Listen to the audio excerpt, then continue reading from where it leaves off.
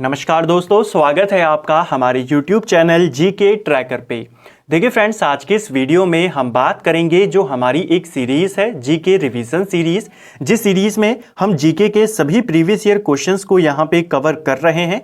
इसमें हम क्वेश्चंस को ना सिर्फ कवर करते हैं बल्कि उनसे रिलेटेड एक्स्ट्रा फैक्ट को भी यहाँ पर कवर करते हुए चलते हैं और जो कॉन्सेप्ट है उसे भी समझते हुए यहाँ पर चलते हैं, जिससे आपकी प्रैक्टिस और रिवीजन साथ साथ में हो जाता है और साथ में आपके जो सारे प्रीवियस ईयर क्वेश्चंस हैं जो अलग अलग परीक्षाओं में पूछे गए हैं वो आपके यहाँ पर हो जाते हैं।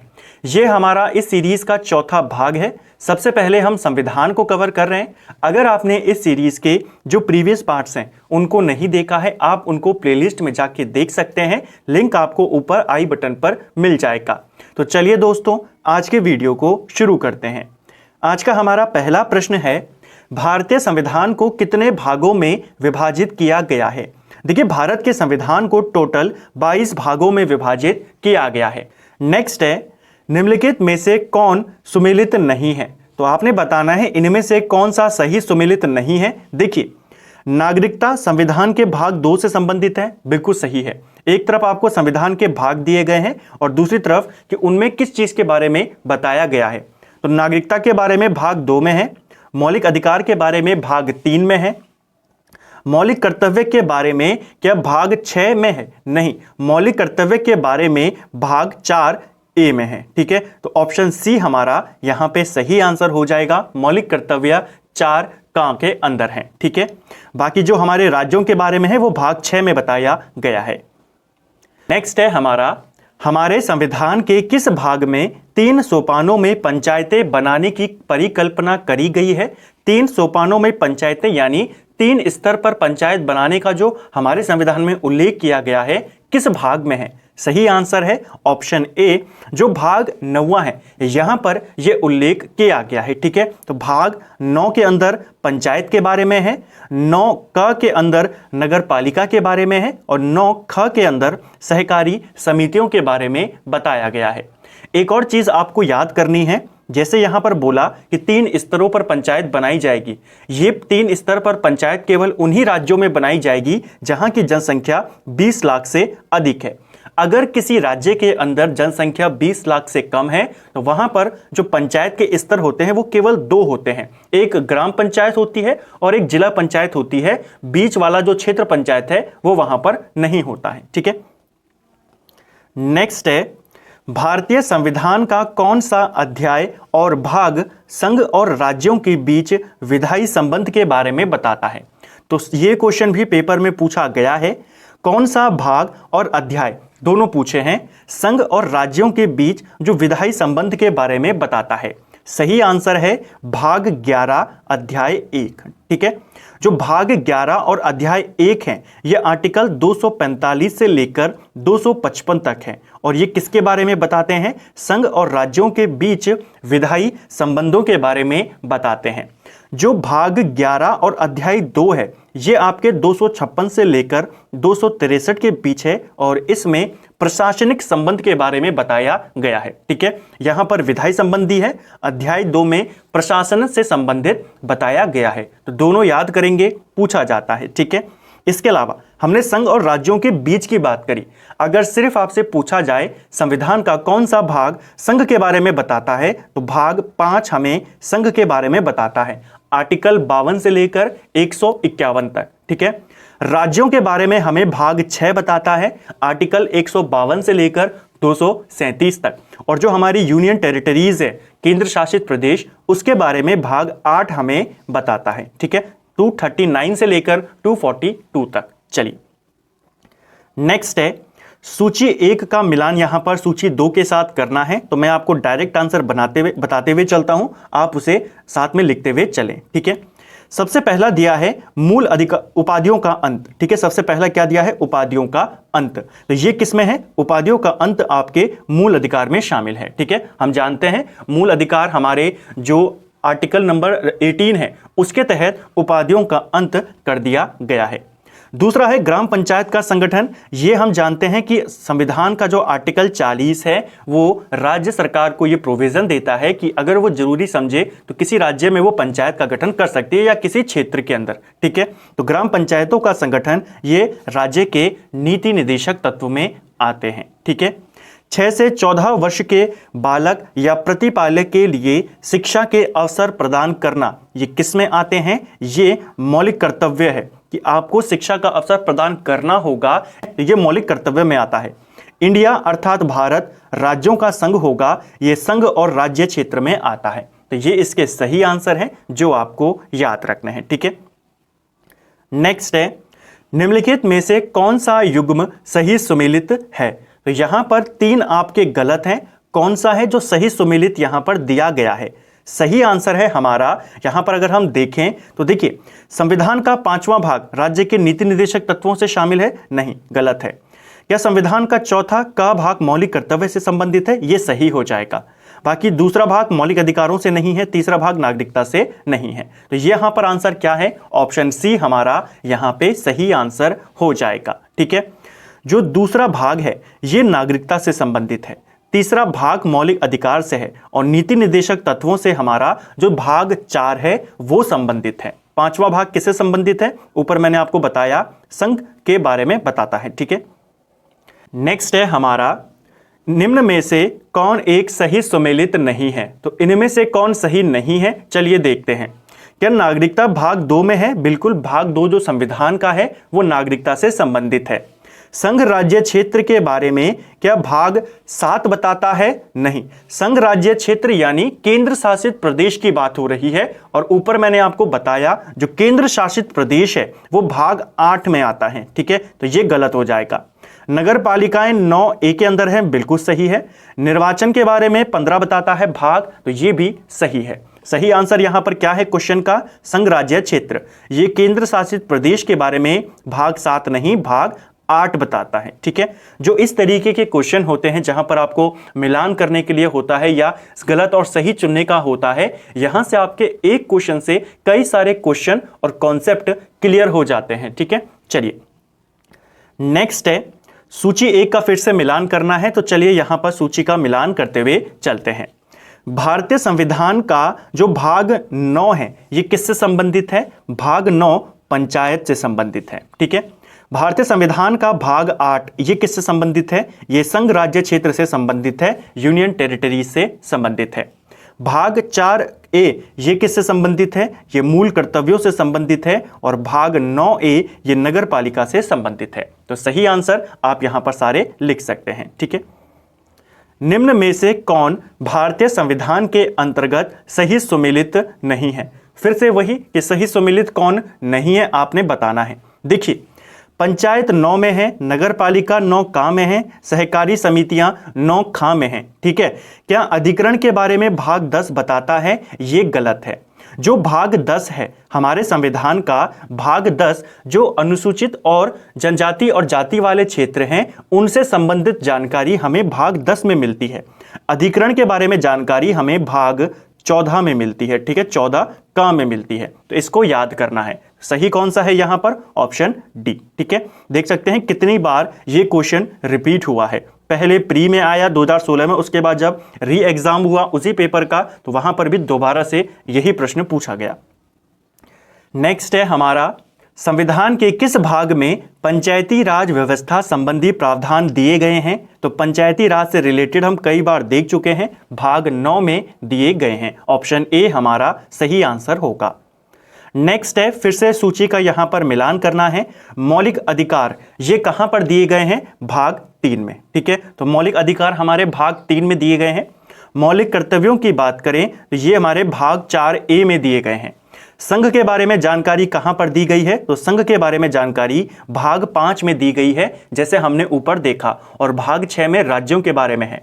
आपात उपबंध की बात करें तो ये जो भाग 18 है, ठीक है, हमारे संविधान का भाग 18 ये इमरजेंसी प्रोविजन से संबंधित है। ठीक है, आपातकालीन उपबंध। नेक्स्ट है हमारा निम्नलिखित में से कौन सा सही सुमेलित नहीं है? तो कौन सही सुमेलित नहीं है इनमें से? देखिए जो मूल कर्तव्य हैं ये किस में शामिल हैं? मूल कर्तव्य आपके भाग 4 का में है। ठीक है, राज्य से संबंधित भाग 6 है, जैसे हमने देखा संघ से संबंधित 5 था। महान्यायवादी क्या भाग 13 में संबंधित है? नहीं, महान्यायवादी आर्टिकल 76 में आता है और ये आर्टिकल जो भाग 5 है संविधान का उसमें आता है। तो भारत का महान्यायवादी इसका आंसर होगा भाग 5। ठीक है, तो ये यहां पर गलत है।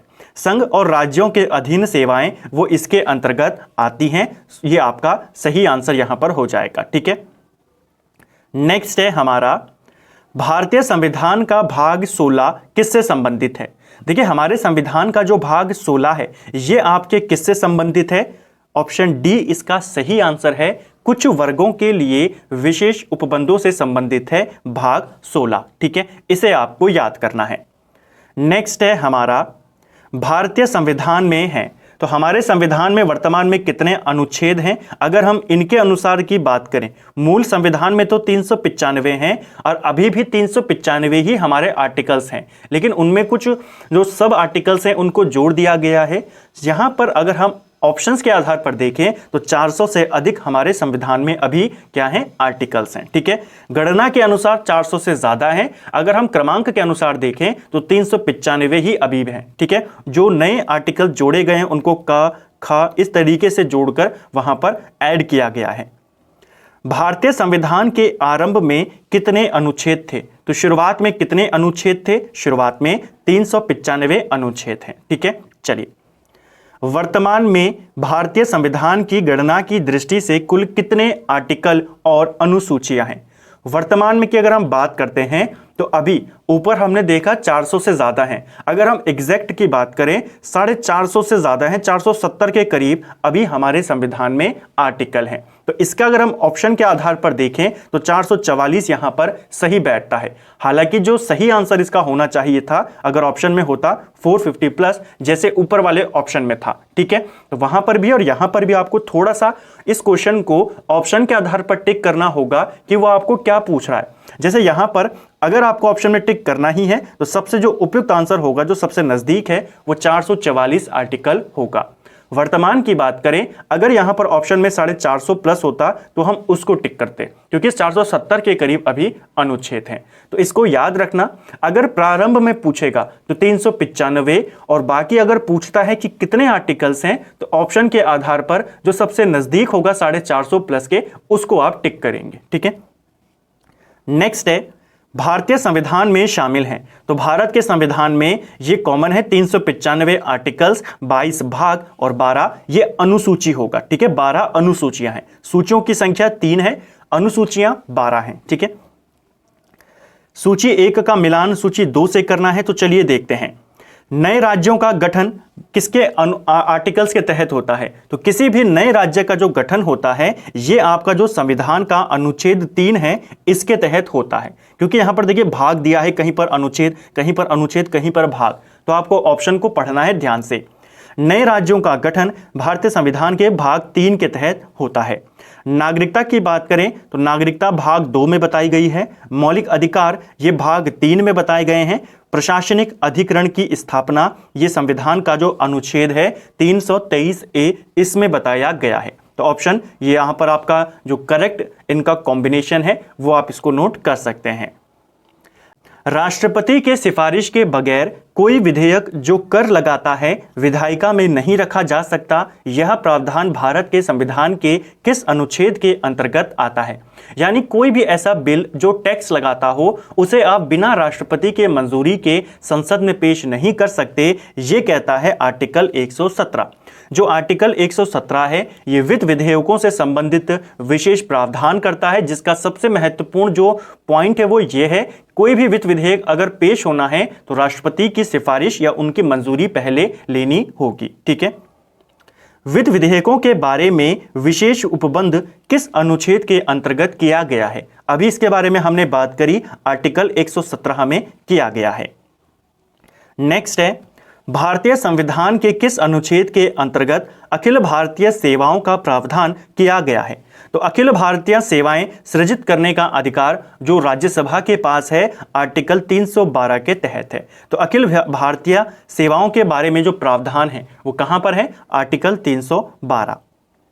निम्न में से कौन सी जोड़ी जोड़ी किन किन की है? संस्था और संविधान। यहां पर सुमेलित है, आपने ये बताना है। क्या भारत का सर्वोच्च न्यायालय अनुच्छेद 318 के तहत बना है? नहीं, भारत का सर्वोच्च न्यायालय आर्टिकल 124 में आता है। ठीक है। भारत का निर्वाचन आयोग क्या अनुच्छेद 324 में आता है? ये बिल्कुल सही है, तो राइट आंसर हो जाएगा ऑप्शन बी।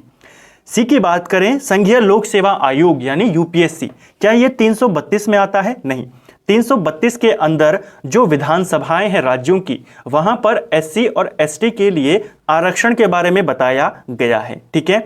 जो हमारा ये संघीय लोक सेवा आयोग है, ये 315 में आता है। महाधिवक्ता की बात करें तो महाधिवक्ता क्या 351 में आता है? नहीं, 351 में तो हिंदी भाषा के विकास के निर्देश दिए गए हैं। जो महाधिवक्ता हैं ये आर्टिकल 165 में आते हैं, तो ये आपको याद रखना है। मैंने आपको सही वाला भी बताया और जो यहाँ पर दिए गए हैं इनसे भी कौन सा संस्था रिलेटेड है उनके बारे में भी हमने देखा। निम्नलिखित में से कौन एक सही सुमेलित नहीं है? तो इनमें से कौन सही नहीं है? देखिए, जो यहाँ पर ऑप्शन डी है, आर्टिकल 48, ये न्यायपालिका का कार्यपालिका से पृथकीकरण करता है।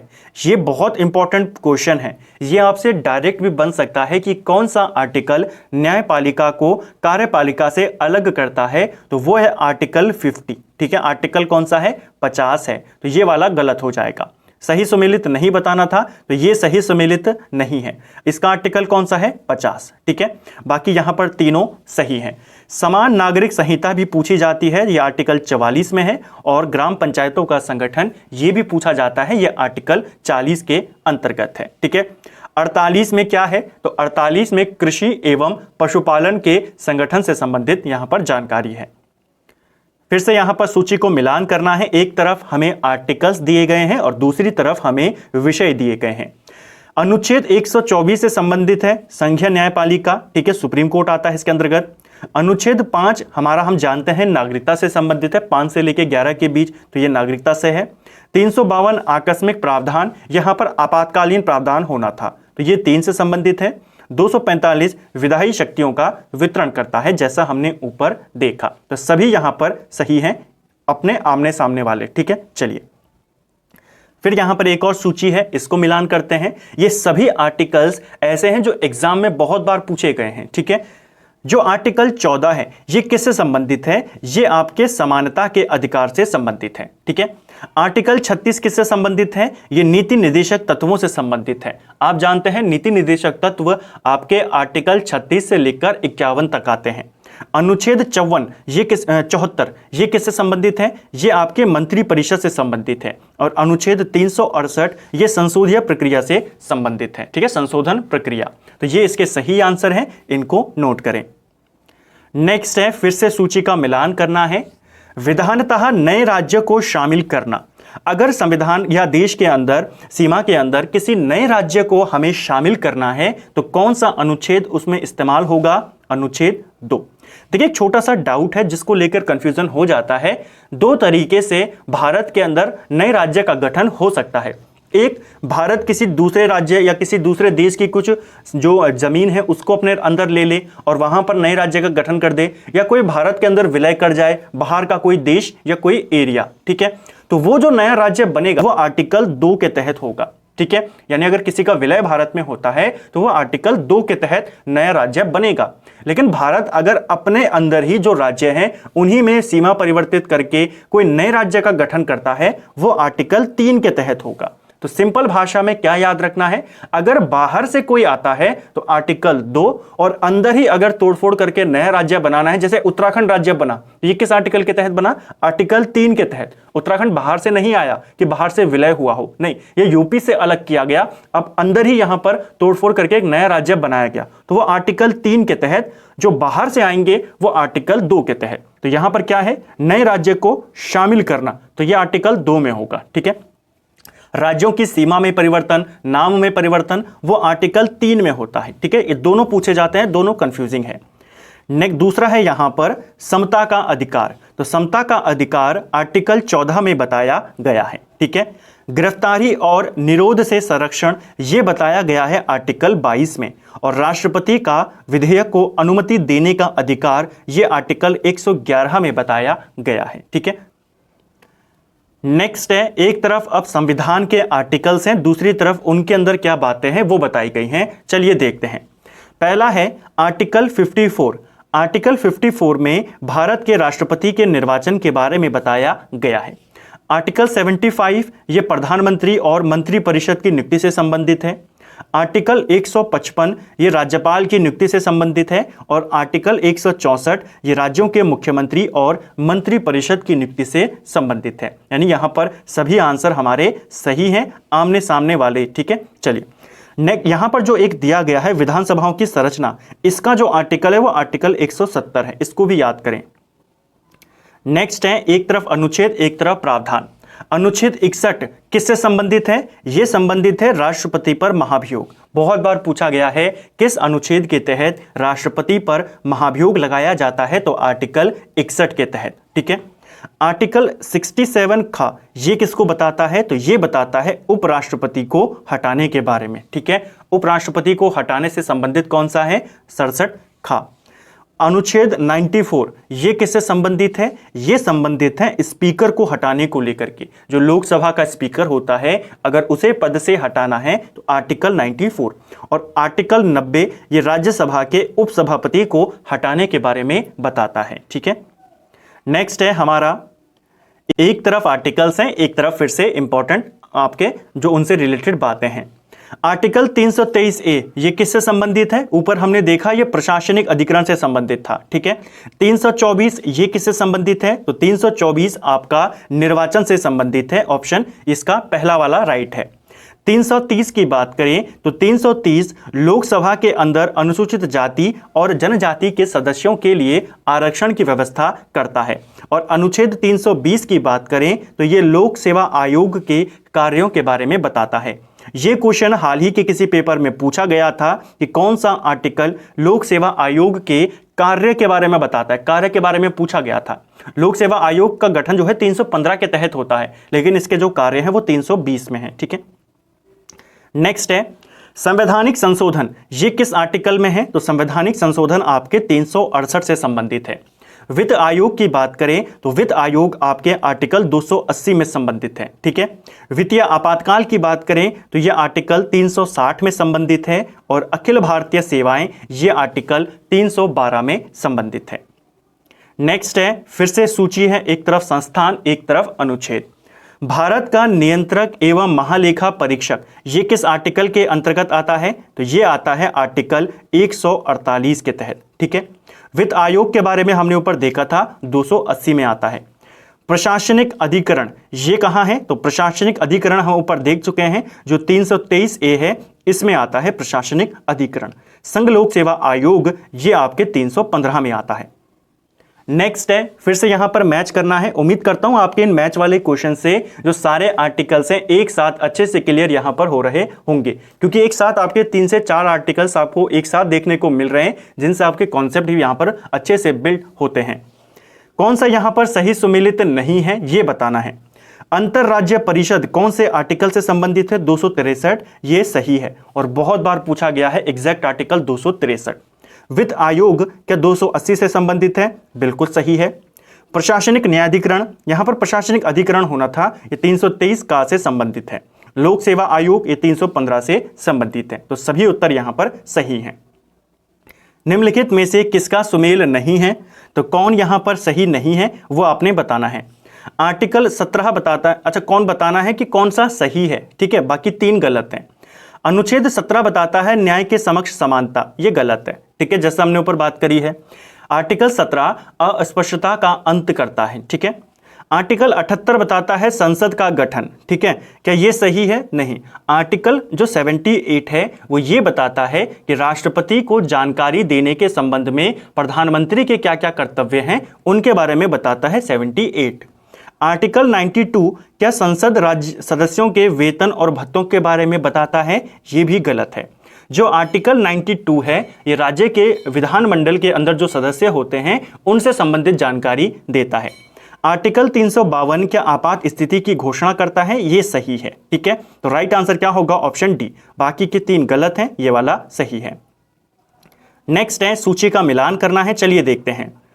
अनुच्छेद 215 ये किससे संबंधित है? तो अनुच्छेद 215 आपके उच्च न्यायालय को अभिलेख न्यायालय के रूप में प्रदर्शित करता है। ठीक है, तो ये इसका सही आंसर है। अनुच्छेद 222 की बात करें तो ये किससे संबंधित है? 222 कहता है किसी न्यायाधीश का एक उच्च न्यायालय से दूसरे उच्च न्यायालय में अंतरण करना या उनका ट्रांसफर करना, तो ये कहता है 222। आर्टिकल 226 क्या कहता है? आर्टिकल 226 हाईकोर्ट को कुछ रिट निकालने की शक्ति देता है। जैसे सुप्रीम कोर्ट आर्टिकल 32 के तहत निकालते हैं, हाईकोर्ट 226 के तहत, और आर्टिकल 227 सभी न्यायालयों के अधीक्षण की शक्ति इनको देता है। ठीक है, चलिए, भारतीय संविधान के किस अनुच्छेद में केंद्र शासित प्रदेशों के लिए उच्च न्यायालय का प्रावधान किया गया है?